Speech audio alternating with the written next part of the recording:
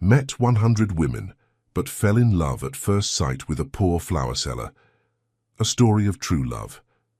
Dawn crept over Jackson Heights like watercolor bleeding across paper, painting the sky in shades of amber and rose. Mariah Ellis stood at her flower stand, arranging tulips by color as the first hints of autumn's chill danced through the air. Her fingers, already familiar with the morning's cold, moved with practiced grace, each stem finding its place in the careful gradient she created. The ritual was more than organization, it was meditation.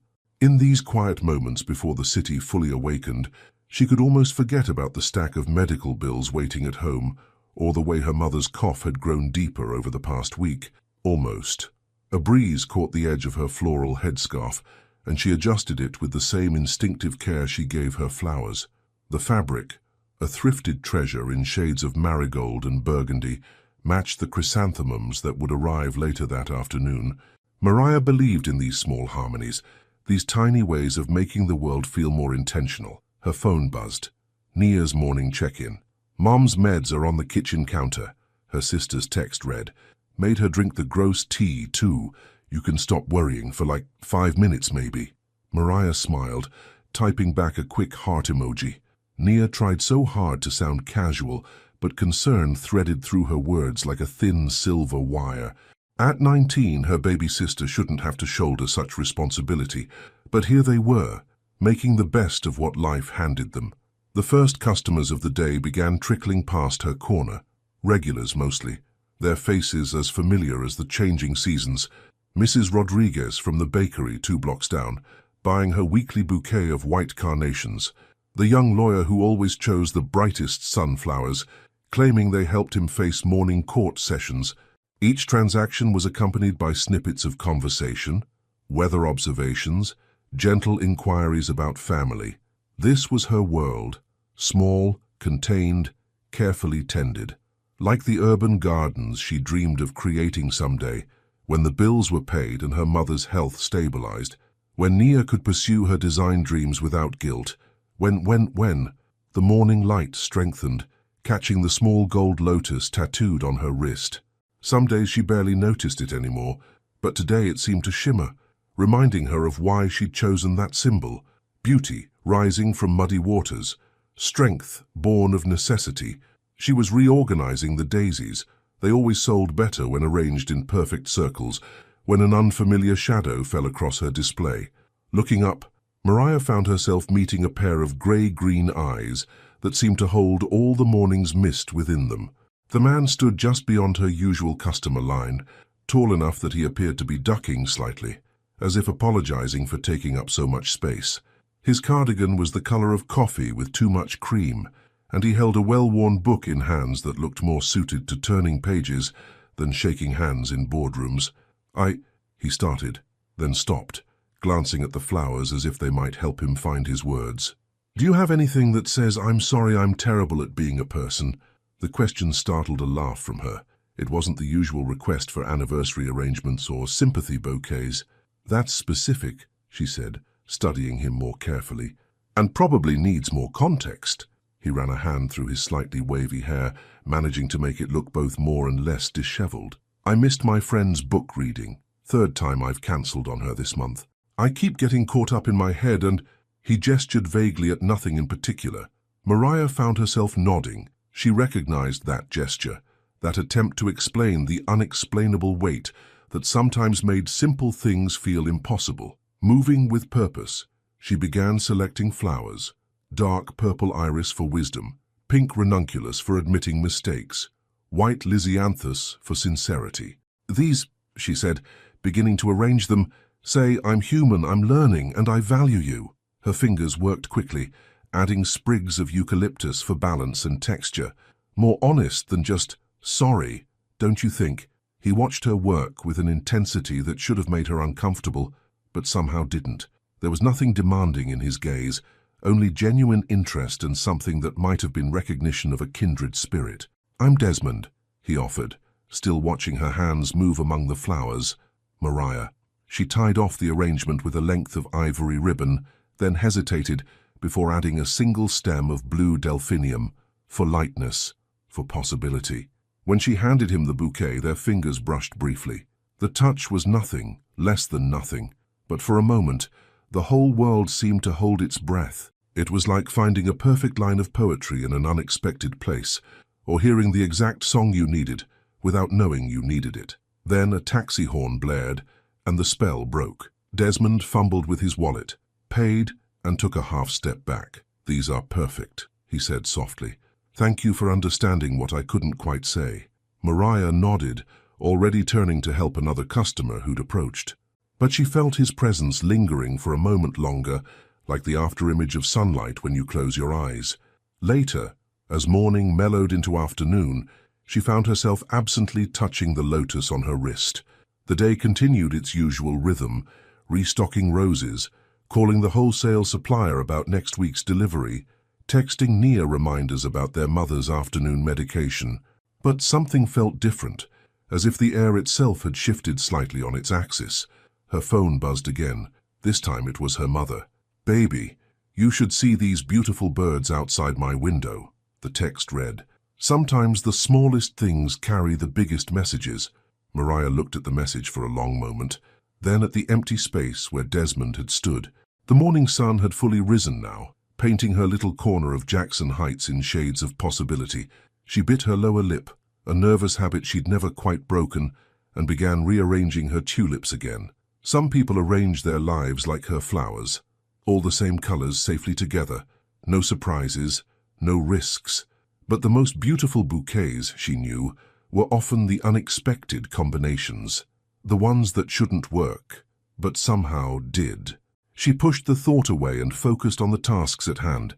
There were orders to fill, customers to help, real-world problems that needed real-world solutions. She couldn't afford to get lost in maybes and might-bes, but every now and then, throughout the day, her eyes drifted to the spot where he'd stood, and she wondered if he'd found the right words to go with her flowers, if his friend had understood, if he'd come back. The lotus on her wrist caught the light again, and this time she let herself smile. After all, even flowers that grew from mud needed to believe in sunshine. Mariah's notebook lay open on her small kitchen table, its pages illuminated by the soft glow of her phone's flashlight. The apartment was quiet except for the distant hum of the building's ancient heating system and her mother's gentle breathing from the next room. These stolen moments between midnight and dawn were hers alone, when she could let her guard down enough to write. In the space between thorns and petals, where beauty learns to breathe, I plant my fears like seeds and watch them grow into possibilities. She crossed out the last line, chewing absently on her pen cap. The words felt too hopeful, too exposed. Her poetry had always been her secret garden, a place where she could be messy and uncertain without consequences. But lately, her verses kept circling back to that morning at the flower stand, to grey-green eyes and gentle uncertainty. A floorboard creaked behind her. Mariah snapped the notebook shut, but not fast enough. "You still writing your flower poems?" Nia stood in the doorway, wearing an oversized band t-shirt and judgmental expression. "Thais thought you gave that up after the whole college thing." "Shouldn't you be sleeping?" Mariah deflected, sliding the notebook under a stack of bills. "You have that design portfolio review tomorrow." "Today, technically." Nia dropped into the chair across from her sister, stealing a sip from Mariah's cold tea. "And don't change the subject. You've been different lately. Ever since that guy with the sad eyes started showing up at your stand." Heat crept up Mariah's neck. Desmond had returned 3 times since that first morning, each visit stretching a little longer than the last. They talked about everything and nothing, his favorite authors, her knowledge of flower symbolism, their shared love of rainy days and vinyl records. But she hadn't told anyone about these conversations, not even in her journal. "He's just a customer," she said, reaching for her tea but finding the cup empty, "like Mrs. Rodriguez or the sunflower lawyer." "Really?" Nia raised an eyebrow. "Because Mrs. Rodriguez doesn't make you smile like that, and she definitely doesn't bring you books about urban gardening." The book in question sat on their windowsill, its pages already dog-eared and marked with sticky notes. Desmond had brought it yesterday, claiming he'd found it at a used bookstore and thought of her dream to start a community garden. "It's called Being Friendly," Mariah insisted, but even she could hear the defensive note in her voice. "Good customer service." Nia stretched, her joints popping. That's why you've been color-coding the flowers differently. Adding all those blue ones he likes. Before Mariah could respond, a harsh cough echoed from their mother's room. Both sisters tensed, listening intently until the sound subsided. The moment of levity evaporated like morning dew. "Bills came today," Nia said quietly. "The new treatment isn't covered by insurance." Reality crashed back in, heavy as storm clouds. Mariah pushed away from the table, needing to move, to do something. She began organizing their small kitchen, putting away dishes that were already clean, straightening items that didn't need straightening. "I'll figure it out," she said, more to herself than to Nia. "Maybe we can get on a payment plan, or you could accept help sometimes." Nia's voice was uncharacteristically gentle, like when people offer to connect you with actual flower shops that could stock your arrangements. Mariah's hands stilled on a coffee mug. I can't take risks right now. The stand is stable, safe." "Nothing's really safe," Nia countered, "but some risks are worth taking." Another cough from their mother's room sent Nia hurrying to check on her, leaving Mariah alone with her thoughts and half-written poems. She pulled out her phone, opening the photos she'd taken of today's arrangements. Among them was one Desmond had helped her design, suggesting combinations she wouldn't have considered, blues and yellows dancing together like sun and sky. The notification light blinked. A text from the medical billing office about a missed payment. Mariah closed her eyes, breathing in deeply. The scent of the day's leftover flowers drifted from her clothes, roses and eucalyptus, earth and possibility. When she opened her eyes, she saw her reflection in the dark window, a woman caught between duty and dreams, responsibility and possibility. The lotus on her wrist seemed to pulse with her heartbeat. Her phone buzzed again. This time, it was an email from Desmond. "Found this article about successful urban garden projects in Queens," it read. "Thought it might interest you. Also, the book I brought made me think of another one you might like. I could bring it by tomorrow. No pressure." Mariah's fingers hovered over the keyboard. She should focus on the bills, on her mother's treatment, on Nia's education, on all the solid, tangible problems that needed solving. Instead, she found herself typing, "No, tomorrow works. Bring coffee." The response came quickly. "Only if you'll finally tell me why you arranged the tulips in perfect circles."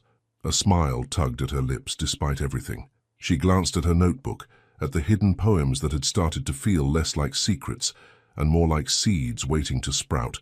From her mother's room, she heard Nia's voice softly singing their mom back to sleep.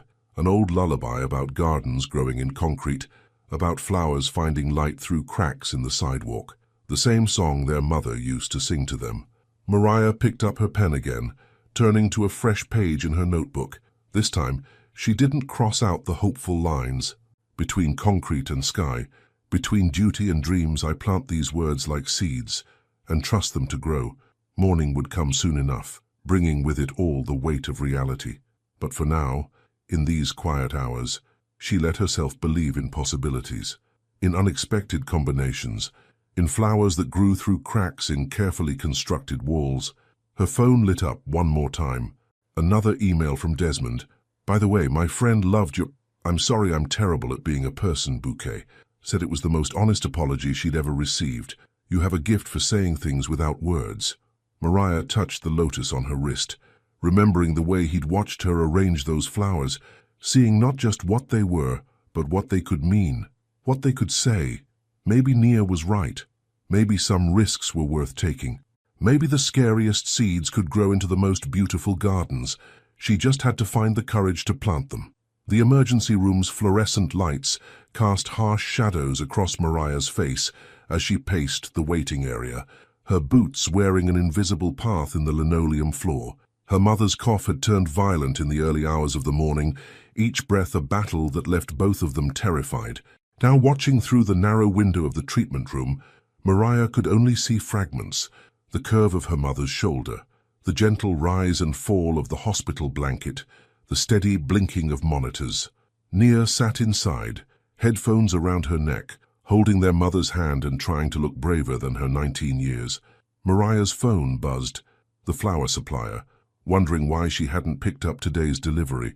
Reality crashed back in. She'd left everything at the stand when the ambulance came. The morning's arrangements, half-completed orders, a copy of the urban gardening book Desmond had lent her. Her fingers trembled as she typed a response, explaining the situation and asking for patience. The supplier had always been kind, but kindness didn't pay bills, and now there would be new bills, emergency room bills, on top of everything else. "Excuse me, miss," a nurse approached, clipboard in hand. "We need to discuss the admission paperwork and payment options." Mariah closed her eyes briefly, touching the lotus on her wrist. When she opened them, her voice was steady. "Of course, whatever she needs."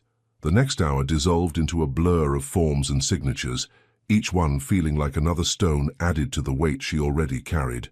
When she finally emerged from the administrative office, her head was spinning with numbers and terms and payment plans that seemed impossible. She nearly collided with someone in the hallway, someone tall, wearing a familiar coffee-colored cardigan. "Desmond?" Her voice came out rough with surprise and exhaustion. He stood there holding 2 paper cups, concern etched across his features. "Nia called the stand when she couldn't reach you. The number was on your business card." He held out one of the cups. "I thought you might need this." The coffee's warmth seeped through the cup into her cold fingers. Such a small thing, but it nearly undid her. She bit her lip hard, fighting back tears she couldn't afford to shed. "They want to keep her overnight," she said, the words spilling out before she could stop them.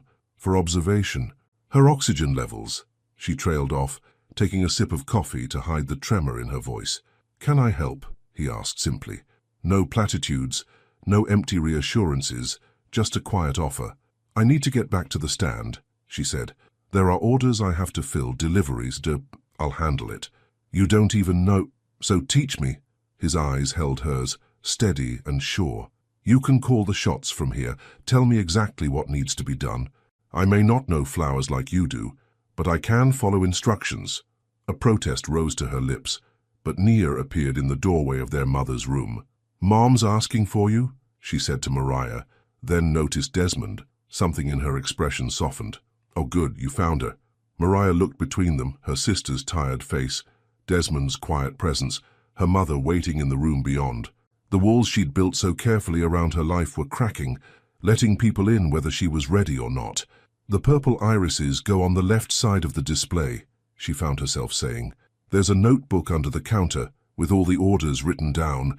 The roses need to be trimmed at a 45-degree angle before—" "Mariah?" Desmond's voice was gentle. "Go be with your mum. I'll text if I have questions." She nodded, unable to find more words. As she turned toward her mother's room, she heard Nia speaking quietly to Desmond, giving him her number just in case. The hospital room was dimly lit, machines casting a blue glow over her mother's face. Despite everything, Gloria Ellis managed to smile when Mariah entered. "There's my flower girl." "Mama!" Mariah took her mother's hand, careful of the IV line. "You scared us. Just needed to remind you both that you can't handle everything alone." Her mother's voice was weak, but carried that familiar note of wisdom that had guided them through so many storms. "Sometimes we need to let people help tend our gardens." Mariah wondered if Nia had told their mother about Desmond, about how he'd been slowly becoming part of their world, but before she could ask, her phone buzzed with a photo message. Desmond had sent a picture of the stand, asking if the morning's arrangements looked right. They did. Somehow, he'd captured the essence of her style, while adding subtle touches of his own, blues and purples woven together like poetry. "He has a good eye," her mother said, looking at the photo over Mariah's shoulder, "and a kind heart." "Mama, it's not, it's whatever it needs to be, baby." Gloria squeezed her daughter's hand. "No more, no less. Like watching flowers grow, you can't force it, but you can create the right conditions." Throughout the day, Desmond sent updates and questions. Each message was thoughtful, showing attention to detail that surprised her. He remembered Mrs. Rodriguez's weekly carnations, made sure the sunflower lawyer got his usual arrangement. By evening, when the doctor came to report that Gloria's condition had stabilized, Mariah felt something shift inside her. The weight hadn't lifted. It was still there, heavy and real, but somehow it felt more bearable, shared between more shoulders than just her own. Nia had gone home to rest, promising to return with fresh clothes for their mother. In the quiet of the hospital room, Mariah finally opened her notebook, letting the day's emotions flow onto the page. We grow like wildflowers, through cracks in careful plans, finding light in unexpected places, learning to trust more than our own hands. Her phone buzzed one last time. Another photo from Desmond. The stand closed up for the night, everything neat and ordered. "Your garden's safe," he wrote. "Get some rest." Mariah looked at her sleeping mother, at the lotus on her wrist, at the words in her notebook. Today had brought storms she hadn't been prepared for, but it had also brought something else. Proof that sometimes the most beautiful growth happened when plans fell apart.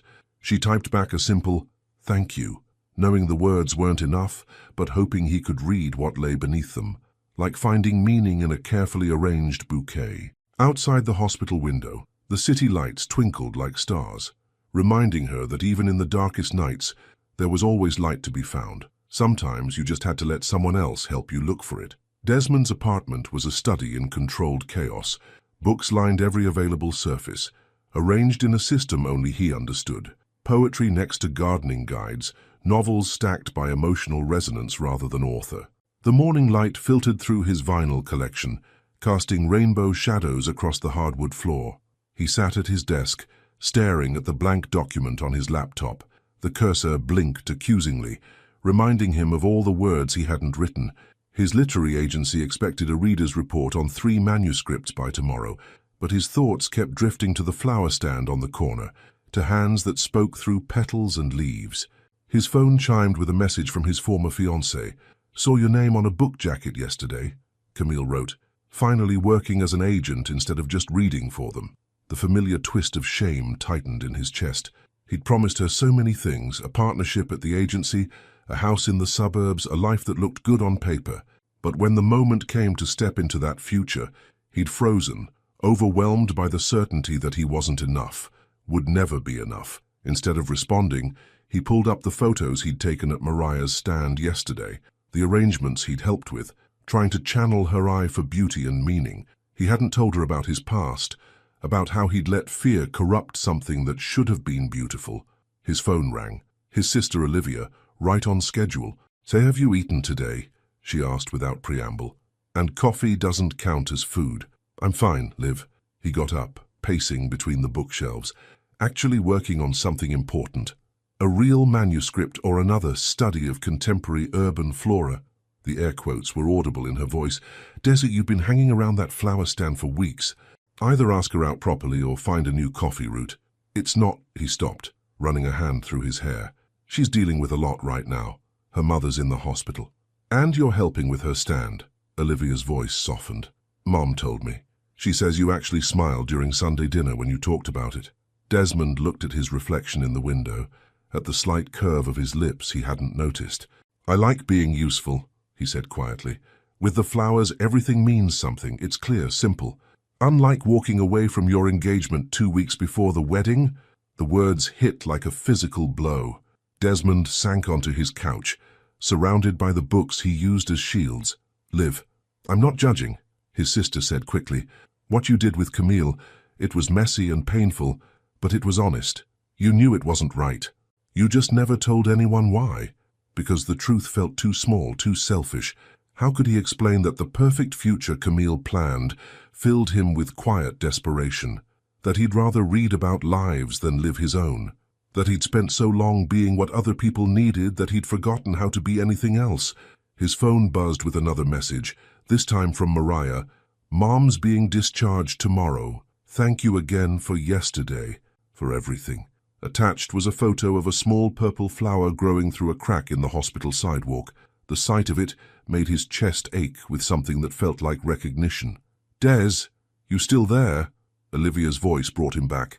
"I need to go," he said, already reaching for his keys. "There's something I have to do." He heard his sister's knowing smile. "Go get 'em, little brother." The trip to the hospital took 20 minutes by subway. He spent it writing in the small notebook he always carried. Not client notes or manuscript critiques, but the kind of truth he usually kept buried. He found Mariah in the hospital garden, sitting on a bench with her notebook open. She looked up as he approached, and something in her expression made his carefully planned words evaporate. Instead, he held out his notebook, opened to today's page. "I think you should read this." She took it, brow furrowing as she read, "I left a perfect future at the altar because I was afraid of disappearing into someone else's story. Now I haunt bookstore aisles and flower stands on corners, looking for a plot twist I can believe in." When she looked up, her eyes were soft with understanding. "You write too, not like you do." He sat beside her, leaving space between them. "Your poems grow like your flowers, natural, meaningful. Mine are just honest," she finished. "They're honest." A comfortable silence settled around them, broken only by the distant sounds of the city and the rustle of pages as she read more of his clumsy attempts at verse. He watched her hands, the way they treated his words as carefully as they handled delicate blooms. "Why are you showing me this?" she asked finally. "Because you trusted me with your flowers." He met her eyes. "Fasten, and because I'm tired of being careful with the wrong things." She closed the notebook, running her fingers over its worn cover. "I have to pick up Mom tomorrow morning. The doctors say she needs more rest, better care. The bills." She trailed off, touching the lotus on her wrist. "Let me help," he said. "Not with money. I know you wouldn't accept that. But with the stand, with deliveries, whatever you need." "Why?" The question hung between them, heavy with all the weight of past mistakes and future fears. Desmond thought of Camille's perfect plans, of his sister's knowing voice, of all the stories he'd hidden behind.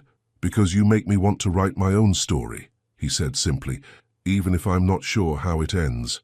Mariah's breath caught slightly. She looked down at their notebooks, hers filled with secret gardens, his with uncertain truths. When she spoke, her voice was barely above a whisper. "I'm not good at letting people help. I'm not good at offering." He smiled slightly. "Maybe we can figure it out together." A doctor walked past, clipboard in hand, reminding them of where they were, of all the real-world complications waiting outside this moment. But when Mariah handed back his notebook, her fingers brushed his deliberately. "Mom likes gardenias," she said. "They mean trust, hopes, and new beginnings. If you're helping with deliveries tomorrow, you should know that." It wasn't a yes, wasn't a promise, but it was a seed planted in fertile ground. Desmond felt something shift inside him, like pages turning to a new chapter. "I'll remember that," he said softly. Above them, clouds parted, letting afternoon sunlight spill across their bench. In its warm glow, Desmond watched Mariah return to her own notebook, adding new lines to an unfinished poem. He didn't try to read them, understanding that some things needed time to grow. Instead, he pulled out his phone, researching gardenias and their care, learning the language she spoke so fluently. Tomorrow would bring its own challenges, hospital discharges, flower deliveries, all the complicated mess of real life. But for now, sitting in this garden with their matched notebooks and unspoken possibilities, he felt something he hadn't in years, the quiet joy of being exactly where he was meant to be. Gloria Ellis's homecoming should have been a moment of pure relief. Instead, Mariah felt the tension building as she helped her mother settle into their small apartment, now crowded with medical equipment that beeped and hummed like mechanical intruders. "The oxygen tank goes in the corner," Naya directed, her usual bravado slipping as she obsessively adjusted and readjusted the tubing. "And we need to keep her medication schedule somewhere visible." "Already done." Mariah pointed to the detailed chart she'd created, color-coded and laminated. Organization was her armor, her way of feeling in control when everything else seemed to be slipping through her fingers.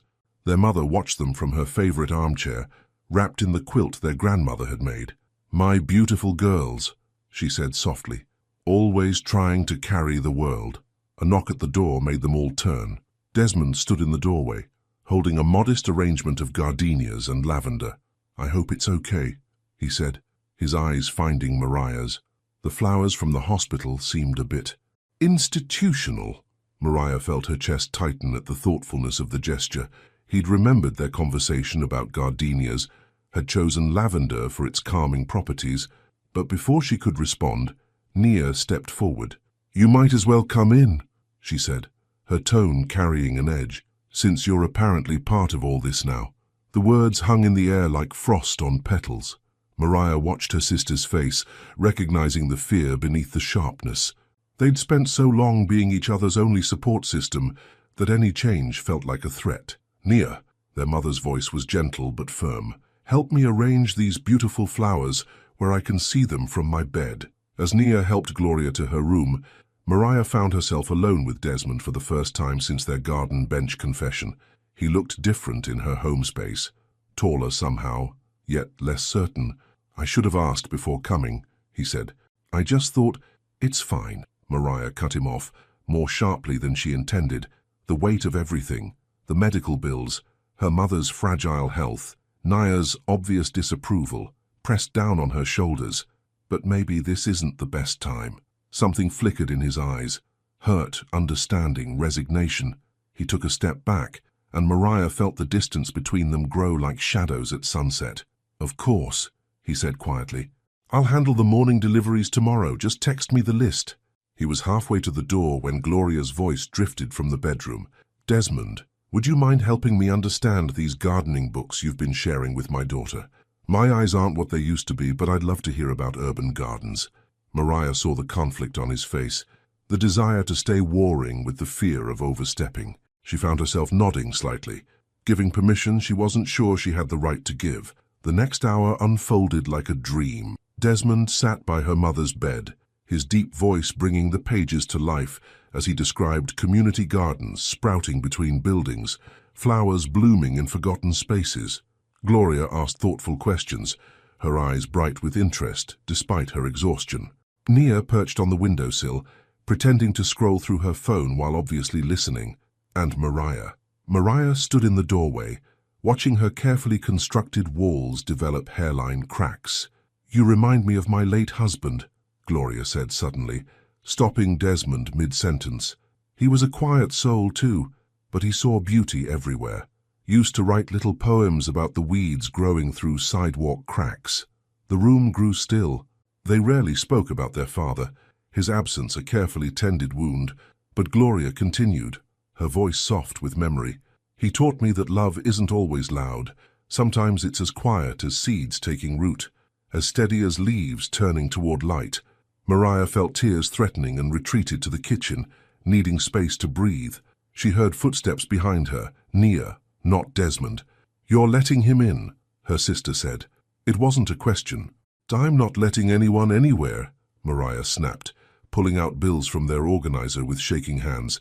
"I'm trying to figure out how to pay for Mom's new medication and keep the flower stand running and make sure you can still—" "And he's helping," Nia interrupted. "That's what scares you, isn't it? That someone besides us might actually care." The truth of it stung like thorns. Mariah looked down at the bills, at the numbers that refused to add up no matter how she arranged them. "We can't depend on anyone else," she said finally. "People leave. Nia, they always do. Dad didn't leave by choice." Nia's voice was unusually gentle. "And not everyone who stays is trying to replace him." From their mother's room, they could hear Desmond reading about butterfly gardens, his voice mixing with Gloria's occasional laughter. It sounded like hope, like possibility, and that was the most terrifying thing of all. Mariah pulled out her notebook, needing to capture this feeling before it overwhelmed her. "We build our walls with careful hands, brick by brick, loss by loss. But sometimes the strongest roots are the ones that crack our foundations, teaching us that growth requires more than walls can hold." "He writes too, you know," Nia said, reading over her shoulder. "I saw his notebook when he was helping at the stand. Different style than yours, but same heart." Before Mariah could respond, a sharp cough from their mother's room shattered the moment. They rushed in to find Gloria reaching for her oxygen mask, Desmond already adjusting the flow rate with careful hands. "I'm okay," Gloria assured them, but her voice was weak. "Just got too excited talking about gardens." Reality crashed back like a wave. This wasn't a story in one of Desmond's books, where love conquered all, and happy endings came with perfect timing. This was real life, with real stakes and real consequences. "You should rest, Mama," Mariah said, her voice steady despite the storm inside. "Desmond needs to go anyway. He has early deliveries tomorrow."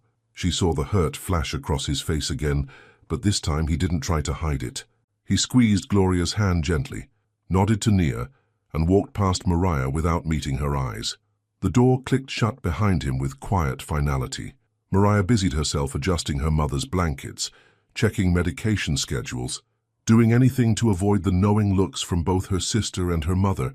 But later that night, as she sat alone with her notebook, she found herself writing not about walls or distance, but about the way certain absences could feel more present than presence itself, about how the hardest thorns to remove were the ones we grew ourselves. Her phone lit up with a message from Desmond. "The gardenias mean what you told me they mean, no matter what." Mariah touched the lotus on her wrist, thinking about beauty growing through mud, about walls that protected and walls that imprisoned, about the difference between letting go and letting in. She didn't reply to his message, but she didn't delete it either. Sometimes she was learning that was its own kind of answer. The morning fog wrapped around Jackson Heights like a gray shawl, turning familiar streets into something strange and distant. Mariah stood at her flower stand, mechanically processing the day's shipment. Each stem was trimmed, sorted, and arranged with precision, but none of the usual joy. It had been 5 days since she'd pushed Desmond away.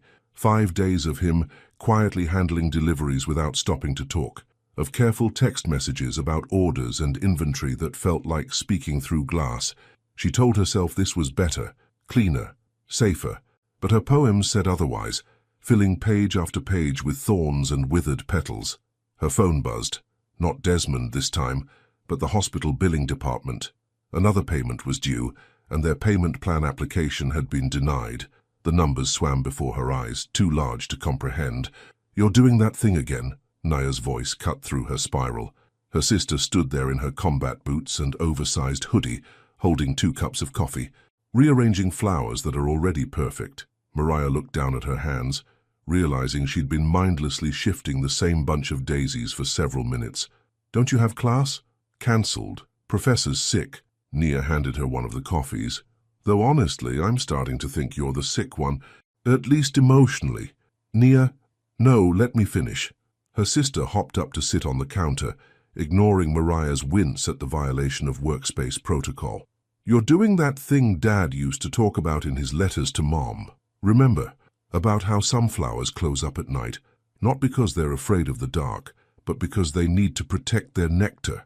The memory hit like a physical blow. Their father's letters, kept in a box under their mother's bed, were full of such observations. A botanist's love letters to a woman who taught him to see beauty in unlikely places. "This isn't about flowers," Mariah said, but her voice lacked conviction. "No, it's about you being so focused on protecting everyone that you're missing the whole point of having people in your life." Nia swung her legs, her boots tapping against the stand's wooden base. "Did you know Desmond's been helping me with my portfolio?" Mariah's head snapped up. "What?" "Yeah. Turns out publishing people know a lot about design and presentation. He's been giving me feedback, helping me organize my work in a way that tells a story." Nia's voice softened. "He didn't have to do that. Just like he doesn't have to keep showing up here every morning at dawn to handle deliveries so you can check on Mom." Before Mariah could respond, a familiar figure appeared through the fog. Desmond, wearing his usual cardigan and carrying a stack of order forms. He stopped short when he saw Nia, uncertainty flickering across his features. "I can come back," he started, but Nia was already jumping down from the counter. "Nope, I was just leaving. Some of us have real jobs to avoid." She squeezed Mariah's arm as she passed. "Remember what Dad wrote about the night flowers, sis. Even they have to open up eventually." The silence that followed Nia's departure felt heavy with unspoken words. Desmond moved to place the order forms on the counter, careful to maintain the distance Mariah had created. "The Hendersons want white roses for their anniversary," he said, his voice professional, "and Mrs. Rodriguez asked about adding some purple thistle to her usual carnations." "Thistle means endurance," Mariah found herself saying, "and nobility of character." Their eyes met briefly, and she saw something flicker in his, a recognition, a longing, a hurt she'd put there. He looked away first, shuffling through the papers. "There's also a new client," he continued, "a community center on 34th Street. They're interested in weekly deliveries and—" he hesitated. They have a small courtyard they're thinking of turning into a garden. I thought maybe, but I can't. The words came out sharper than intended. I mean, I appreciate you thinking of it, but with Mom's care and the bills, I know about the billing denial, he interrupted quietly. Your sister mentioned it when we were working on her portfolio. Anger flared, hot and protective. That's not your business. No, it's not. His voice remained gentle, which somehow made it worse. But I thought you might want to know that the community center has a grant program. They're looking for local businesses to partner with, especially minority-owned ones. It could provide steady income, plus space for those workshops you talked about wanting to do. The possibility hung in the air like morning mist, tangible but fragile. Mariah looked at her stand, at the flowers she arranged and rearranged like words in her endless unseen poems, at the life she'd built that suddenly felt more like a cage than a shelter. Why are you doing this? She asked finally. Because you're not the only one who speaks through flowers.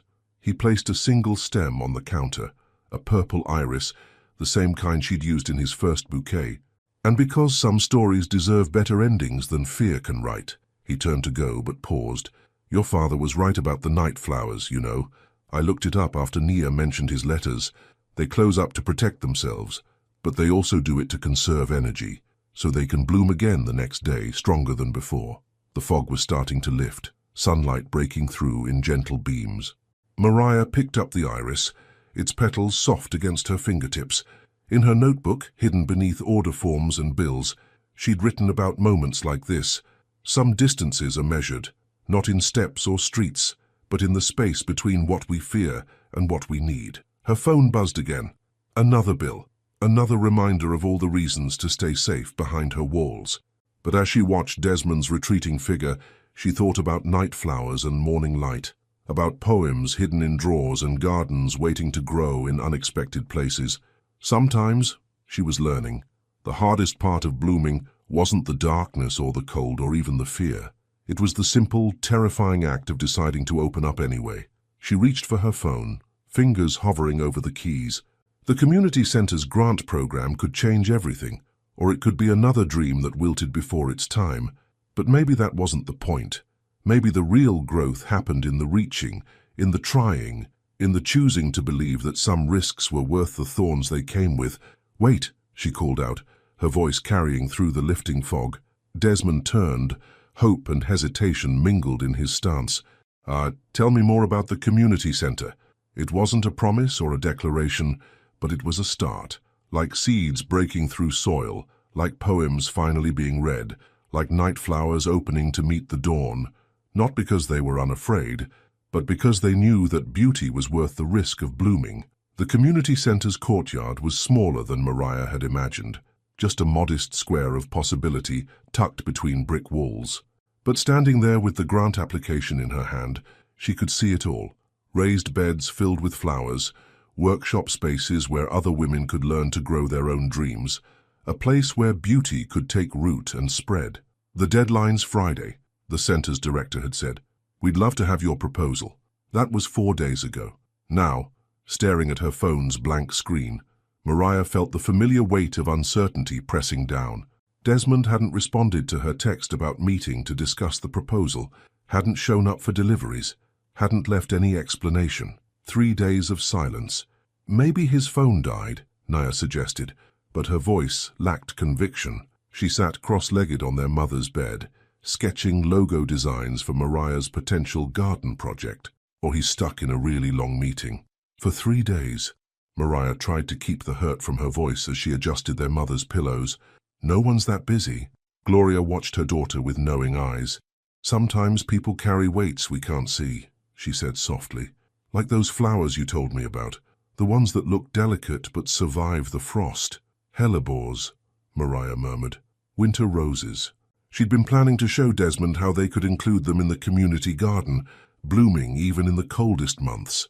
Now they felt like another possibility slipping away. Her phone buzzed. For a moment, hope fluttered, but it was just the hospital's billing department again. The numbers seemed to grow with each notification, like shadows lengthening at sunset. I should focus on what matters, Mariah said, more to herself than her audience. How's the stand, Mom's care, the bills? And that garden proposal that's due in 2 days, Nia interrupted. The one that could help with all of those things. I can't, not without what? Without him. Nia set down her sketchbook. Sis, you're doing that thing again, using one fear to justify another. Before Mariah could respond, her sister's phone chimed.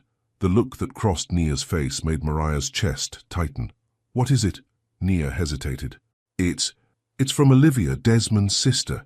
The room seemed to still. Even their mother's ever-present oxygen machine felt quieter. You have his sister's number. She followed my design blog, Nia admitted. We've been talking. She wants you to know that Desmond's okay. Physically, at least. Relief and anger warred in Mariah's chest. If he's okay, then why? His ex-fiancée got engaged. Nia's voice was gentle. It was announced at some big publishing party. Everyone was there. He didn't handle it well. The words hit like winter wind. Mariah thought of Desmond's notebook, of the poems about disappearing into someone else's story, about running from perfect futures because they belonged to someone else's plot. He should have said something, she whispered, like you always do. Nia's question carried no judgment, just understanding. When you're hurting or scared or need help. From her bed, Gloria spoke up. Your father used to disappear into his greenhouse when things got hard. Said he needed to remind himself that even the strongest plants started as fragile seeds. She reached for Mariah's hand, but he always came back. Always brought me whatever bloomed while he was finding his way. Mariah closed her eyes, remembering the way Desmond had looked at her that first morning, asking for flowers that could say what he couldn't, the way he'd slowly learned her language of petals and leaves, adding his own verses to her careful arrangements. Her notebook lay open on her mother's nightstand, filled with half-finished poems about frost and flowers, about the courage it took to bloom in cold seasons, about how some distances weren't measured in miles, but in the space between fear and trust. The grant proposal, she said suddenly. I need to finish it. Now. Nia blinked. But what about? Some stories need to grow their own endings. Mariah squeezed her mother's hand before letting go. Can you help me? With the design part. A slow smile spread across Nia's face. Already working on it. I was thinking, what if we called it Night Bloom Gardens? You know, for all those flowers that close up but always open again. For the first time in 3 days, Mariah felt something like hope stirring. She pulled out her phone, not to check for messages, but to open her notes about hellebores and winter gardens, about beauty that persisted even in frozen soil. The next hours blurred together. Nia's designs evolved on paper, while Mariah's words filled pages, not just about flowers and business plans, but about community and growth and second chances, about creating spaces where people could learn to bloom in their own time, their own way. When midnight came, Gloria insisted on staying awake to help, sharing stories about their father's greenhouse dreams, about love that grew in unlikely places. Even her cough seemed lighter, as if the energy in the room was lifting everyone. You should include a writing corner, their mother suggested, in the garden, a place for poets and dreamers, and a design station, Nia added, for artists who need somewhere to sketch, and winter roses, Mariah said softly, for everyone who needs to believe in blooming through frost. She worked through the night, weaving together practical plans and precious dreams. The proposal took shape like a garden growing in fast motion, budget spreadsheets beside poetic descriptions, architectural drawings next to community impact statements. Dawn found her at the flower stand, arranging the day's flowers with renewed purpose. Each stem felt like a promise, a quiet rebellion against doubt and fear. She placed a single hellebore in the center of each arrangement, a reminder that strength often wore delicate petals.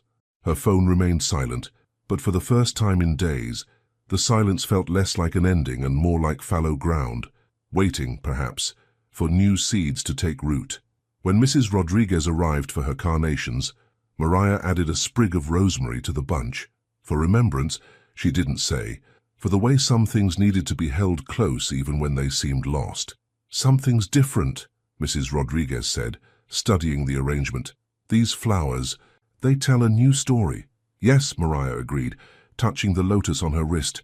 They do, because sometimes, she was learning, the most important blooms weren't the ones that came easily in spring.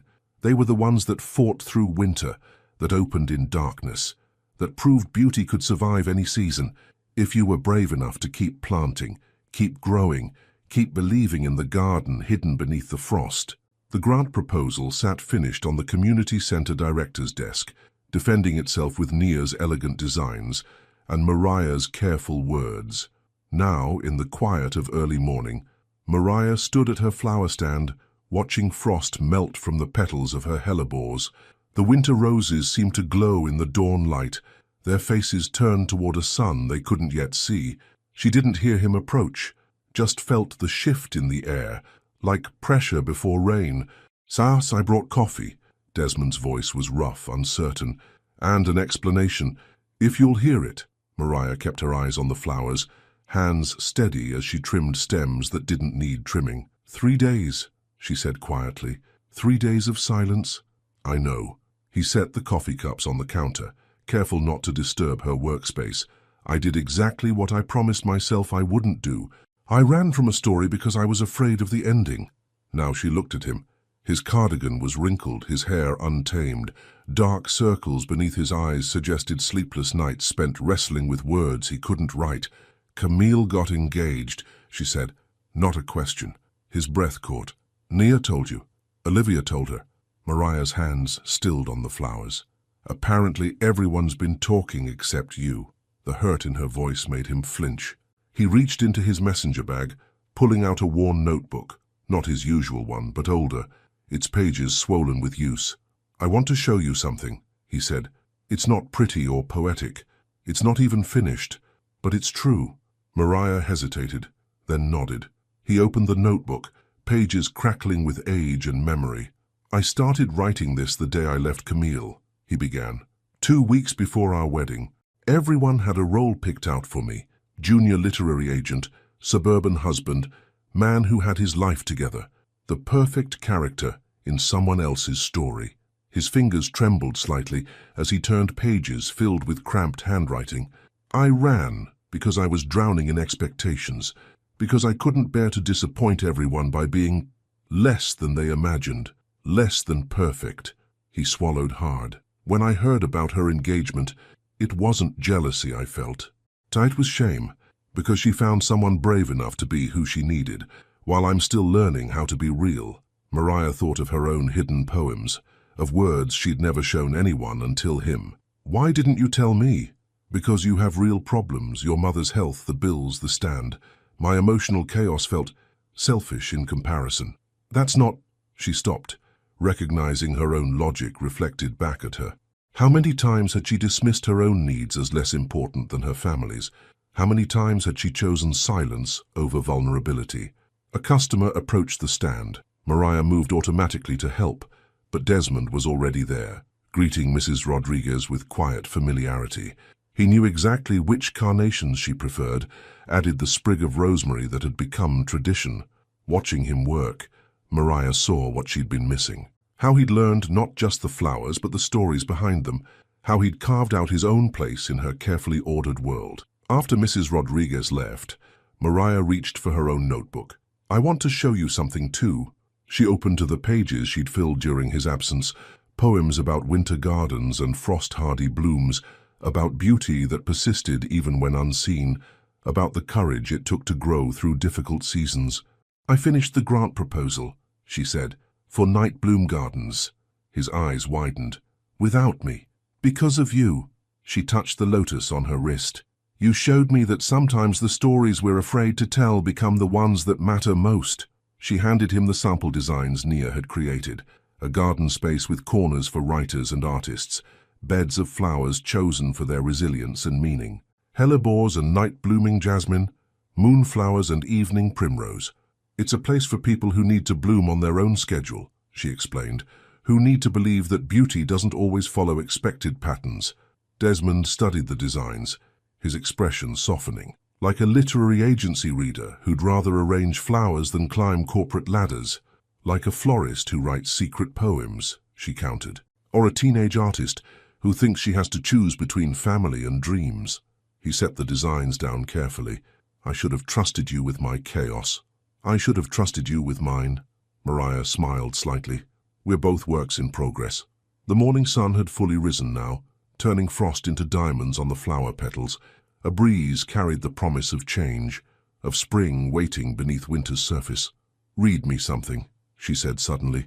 "Joined from your old notebook, the unfinished, unpolished truth." He hesitated only briefly before finding a page. "I am learning to live in drafts, in stories without perfect endings, in gardens that grow through concrete, in love that doesn't follow plots." "Your turn," he said softly. Mariah opened her notebook to her latest poem. Some flowers bloom in darkness, some hearts learn trust in frost, some stories find their truth in chapters almost lost.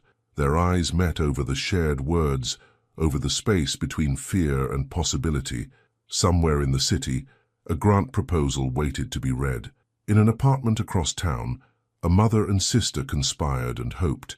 And here, in this moment, two people chose to believe in stories still being written. "Dice, help me with the deliveries," Mariah asked. "There's a new arrangement I've been working on, something about second chances and winter blooms." "Tell me about it," Desmond said, falling into step beside her. "I'm learning that the best stories are the ones we grow together." They worked through the morning, hands moving among flowers that had survived the frost. Each stem they touched was a word in their shared language, each bloom a promise that growth happened in its own time, in its own way. And if some of their arrangements carried extra meaning that day, hope tucked between hellebores, courage wrapped in winter roses, well, that was just another chapter in a story still unfurling, like petals opening to unexpected light. The community center's decision arrived on a Tuesday morning, carried in an envelope too thin to contain so many dreams. Mariah stood in her small kitchen, letter unopened in her trembling hands, while Nia paced and their mother watched from her favorite chair. "Just open it," Nia urged, her own portfolio interview results temporarily forgotten in the face of her sister's anxiety. "So whatever it says, we'll figure it out." Mariah touched the lotus on her wrist, a habit that had become more comfort than nervous tic. The past week had been a slow dance of restoration, Desmond returning to his place in their daily rhythm, trust rebuilding like spring after winter. He'd offered to be here for this moment, but she'd needed to face it with her family first. The envelope tore easily, its contents spilling out like scattered petals. "Dear Ms. Ellie?" she read aloud, her voice steady despite her racing heart. "We are pleased to inform you." Nia's squeal drowned out the rest. She launched herself at Mariah, nearly knocking them both into the refrigerator. Their mother's laugh, warm and clear and blessedly free of coughing, filled the small kitchen. "Read the rest," Gloria insisted, her eyes bright with pride. Mariah continued, each word making the impossible feel more real. The grant would cover initial renovations of the courtyard. The community center would provide space for workshops and a small retail area for flower sales.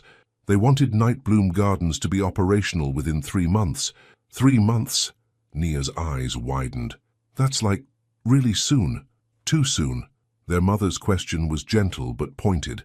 Mariah looked around their kitchen, at the careful system they'd developed for managing medications and appointments, at the calendar marked with payment due dates and delivery schedules. "I don't know," she admitted. "The stand is stable, safe. This is everything you've been working for," Nia finished. "Everything Dad used to talk about. Flowers as a way to build community, to help people grow their own beauty." The mention of their father made Mariah's chest tighten. She walked to her mother's room, returning with the box of his letters. Inside, beneath years of careful observations about plants and love and perseverance, lay a folded piece of paper she'd read so many times, the creases were soft as silk. "So my dearest Gloria," and she read, though they all knew the words by heart. "Today I watched a seed break through concrete, reaching for light against all logic and reason. It reminded me that the most beautiful gardens often grow in unexpected places, nurtured by unexpected hands." Her phone buzzed. "Desmond, right on schedule. No pressure," his message read, "but there's a woman at the stand asking about workshop registration. Apparently word's getting out." Something shifted in Mariah's chest like roots finding fertile soil. "I need to make some calls," she said, "to the medical billing office, to the flower suppliers. If we're doing this, we need a real plan. Already working on it." Nia pulled out her tablet, revealing spreadsheets and schedules. Been designing some options for managing both locations. And before you freak out, Mum's care is built into everything. Plus, I may have talked to Desmond about flexible delivery schedules. You've been planning this behind my back, more like preparing for possibility. Nia's grin was unrepentant. Someone once told me that the best gardens start with good groundwork. Their mother reached for the letter, running her fingers over the official letterhead. Your father would love this, she said softly. Not just the garden, but watching his daughters grow into their own light. Mariah's phone buzzed again. This time, it was a photo from Desmond, a simple arrangement of hellebores and early spring buds, with a card that read, "Congratulations," in his careful handwriting. The question mark made her smile, so perfectly him in its gentle uncertainty. She found herself reaching for her notebook, needing to capture this moment of transition. We plant our fears like seeds, watch them grow into courage, learn that every garden begins with trembling hands and hopeful hearts. The woman asking about workshops, Mariah said, already reaching for her coat. Did Desmond happen to mention what kind she's interested in? Nia's smile widened. Apparently she's a writer, wants to learn about flower symbolism for her novels. Said something about stories blooming in unexpected ways. The synchronicity of it felt like a sign, like their father's concrete-breaking seed finding its moment to grow. Mom, Mariah turned to Gloria. You okay if I go handle this? More than okay. Her mother's eyes shone. Just bring me back something pretty. Maybe those blue flowers Desmond's so fond of.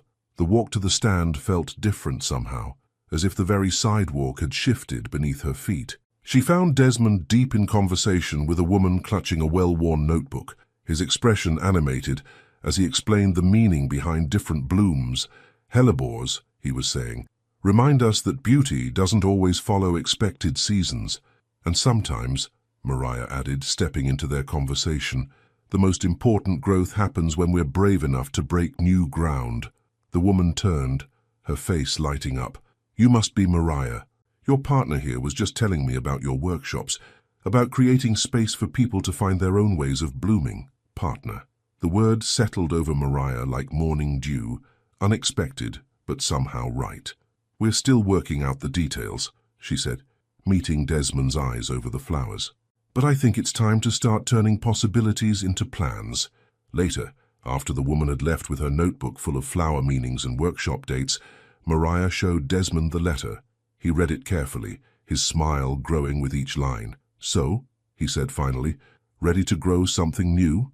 She looked at their shared space, the stand that had been her safe harbor, the flowers they'd learned to tend together, the future sprouting like seeds after rain.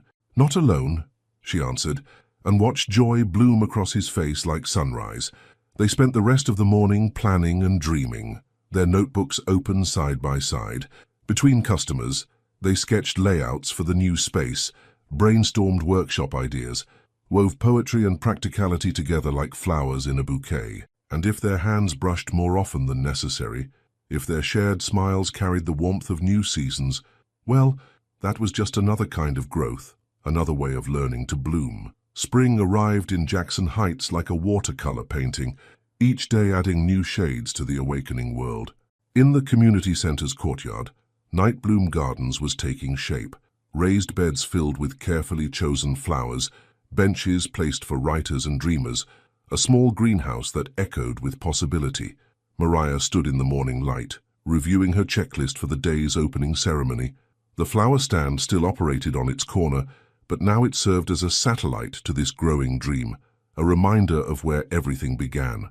The writing corner needs more light, Desmond said, adjusting the angle of a desk near the eastern wall. His cardigan was smudged with dirt, his notebook peeking out of his back pocket.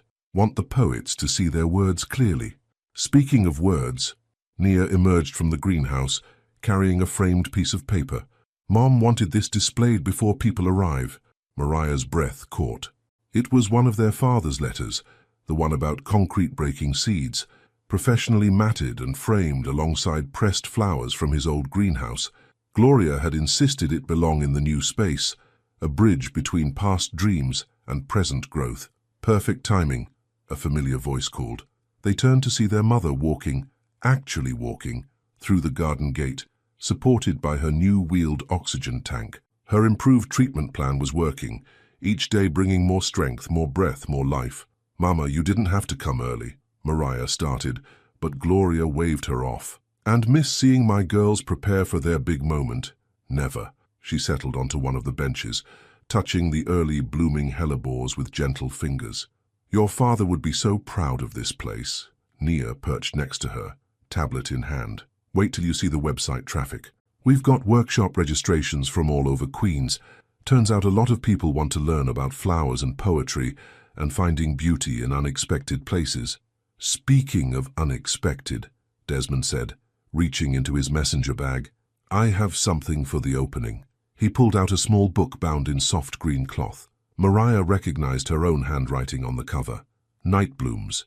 Poetry from the Garden." "You didn't," she whispered. "We did," Nia corrected, grinning. "Desmond handled the publishing contacts. I did the design, and Mom chose which poems to include." She paused. "Well, the ones you let us read, anyway." Mariah's fingers trembled as she opened the book. Inside were her garden poems, arranged like flowers in a bouquet, each one capturing moments of growth and change, fear and courage, love blooming through every season. "It's just a small printing," Desmond said quickly. "Say for workshop participants and the writing corner, but the publisher's interested in a full collection when you're ready." Before Mariah could respond, the garden gate opened again. Mrs. Rodriguez entered, carrying her weekly carnations and a notebook of her own.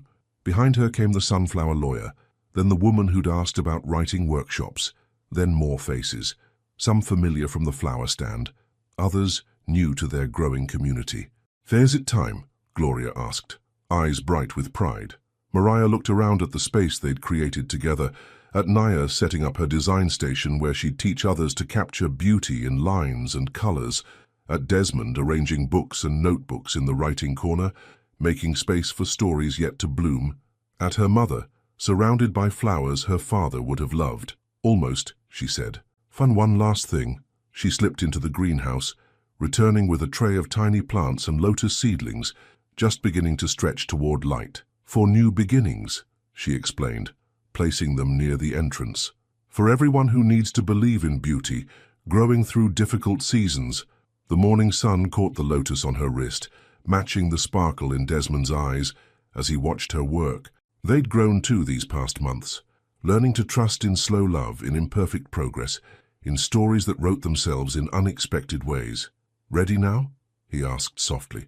Mariah reached for her notebook one last time, needing to capture this moment before sharing their space with the world. "We are all gardens growing through seasons of doubt and bloom, learning that love, like flowers, takes root in its own sweet time, flourishing not in spite of, but because of what we overcome, the garden filled with morning light and quiet conversation." Gloria began telling stories about her husband's greenhouse dreams, while Nia showed visitors her designs for future workshops. Desmond moved among the writers' corners, answering questions about journaling and flower symbolism, and Mariah stood in the center of it all, watching life unfold like petals after rain. The flower stand would always be her first love, her safe harbor. But here, in this space between dreams and reality, she was learning that the most beautiful gardens were the ones you grew together. "Time to open the gates," Desmond asked, returning to her side. She took his hand, feeling the warmth of shared dreams and patient love. Time to bloom. The gates opened wide, welcoming queens to their garden of night flowers and new beginnings. And if some of the hellebores were arranged in perfect circles, if certain blue flowers had places of honor near the writing desks, if love grew like poetry between the lines of their careful plans, well, that was just another kind of perennial beauty, blooming season after season in its own perfect time. 1 year later, the autumn evening wrapped around night bloom gardens like a soft shawl, fairy lights twinkling among the late-blooming flowers. The space had evolved over the seasons, each month adding new growth to their shared dream. Tonight, the courtyard was filled with quiet conversation and gentle music as their community gathered to celebrate the garden's first anniversary. Mariah stood near the greenhouse, watching Nia guide a group of young artists through a session on botanical illustration. Her sister's design business had flourished alongside the garden, her work now featured in local galleries and community spaces across Queens. "Your mother's holding court again," Desmond said, appearing at her side with 2 cups of tea. "This time she's telling the story about your father's midnight gardening experiments." Mariah smiled, accepting the tea. Gloria's health had stabilized, allowing her to become the garden's unofficial historian. She loved sharing stories with workshop participants. Her oxygen tank now more companion than burden. The original flower stand still operated on its corner, but it had become something different, a starting point rather than a safe harbor. New flowers, new arrangements, new stories blooming every day. "Look what I found," Desmond said, pulling a worn book from his messenger bag, the first copy of Night Blooms, its green cover softened by countless readings. Someone left a note inside. Mariah opened to the marked page, finding a handwritten message from a workshop participant. "Thank you for teaching me that words, like flowers, can grow through any season. My first poetry collection comes out next month." "That's the 3rd one this year," she said softly. 3 new books born in our garden." "Speaking of books," Desmond's voice held a hint of excitement. "The publishing house loved your new manuscript, Gardens in Concrete, Growing Beauty in Unexpected Places. They want to release it in spring." Mariah touched the lotus on her wrist, the familiar gesture now more celebration than comfort. So much had grown in this space, not just flowers and poetry, but confidence, community, love that flourished like perennials returning season after season. Near the writing corner, Mrs. Rodriguez was sharing her own stories now, telling new visitors about the first days of the flower stand. The sunflower lawyer had started a pro bono program helping other small businesses navigate grant applications. Even Olivia, Desmond's sister, had become part of their expanding family, offering literary workshops alongside the gardening classes. "Sometimes I wonder," Mariah said, watching their community mingle and grow, "what Dad would think of all this. I think he'd say what he wrote in that last letter." Gloria's voice came from behind them. She moved with quiet confidence now, her breathing easier in the cool evening air. "The most beautiful gardens are the ones we grow together, where every flower adds its own verse to the story." Nia joined them, her hands smudged with artistic evidence. "We should take a picture," she suggested, "for the 2nd edition of Night Blooms." They gathered near the lotus pond, family by blood and choice, surrounded by the flowers they'd grown together. As Nia set up the camera timer, Mariah looked around at their garden of second chances and new beginnings. Here was Desmond, no longer hiding behind others' expectations, but writing his own story beside hers. Here was Nia, her art blooming as brilliantly as any flower. Here was their mother, stronger every day, carrying their father's dreams forward. And here was Mariah herself, learning that the most beautiful growth happened not in careful isolation, but in the messy, wonderful tangle of shared lives and open hearts. The camera flashed, capturing the moment, not an ending, but another beginning. In the greenhouse, next season's seedlings were already stretching toward light. In their notebooks, new poems waited to be written. In the garden beds, tomorrow's flowers prepared to bloom. Life would bring more seasons, more challenges, more chances to grow. But now they knew the truth their father had tried to teach them, that love, like flowers, thrived not in perfect conditions, but in persistent hope, in daily tending, in the courage to keep planting even when winter seemed endless. As the celebration continued around them, Desmond took Mariah's hand. "Ready for the next chapter," she smiled, feeling the future unfold like petals in morning light. "Always." Above them, stars emerged like silver flowers in the night sky. The garden glowed with possibility, with stories still being written, with beauty that grew stronger with each passing season. Some dreams, they had learned, were meant to be shared. Some gardens were meant to grow forever. Some love, like the most resilient blooms, only grew stronger with time, not despite life's challenges, but because of the courage it took to face them together. In the greenhouse, the newest generation of lotus flowers prepared to bloom, each one carrying the promise of beauty yet to come. Their garden would keep growing, keep changing, Keep offering space for others to bloom in their own time. And that, perhaps, was the most beautiful story of all. The end. Based on Mariah and Desmond's journey in Flowers on the Corner, I'd like to ask a deep question for reflection. In the story, Mariah had to choose between staying in her safety zone with the flower stand or taking a risk by opening her heart and her garden to new possibilities. What about you? Have you ever experienced a moment when you had to choose between the security of the known and the risk of a bigger dream? How did you deal with this moment of decision in your life? Your participation in the channel is very important. Please leave your opinion in the comments. Thank you so much for watching until the end. If you enjoyed this story, don't forget to subscribe to the channel, leave a like, and comment your thoughts. Your participation is very important to us. See you next time.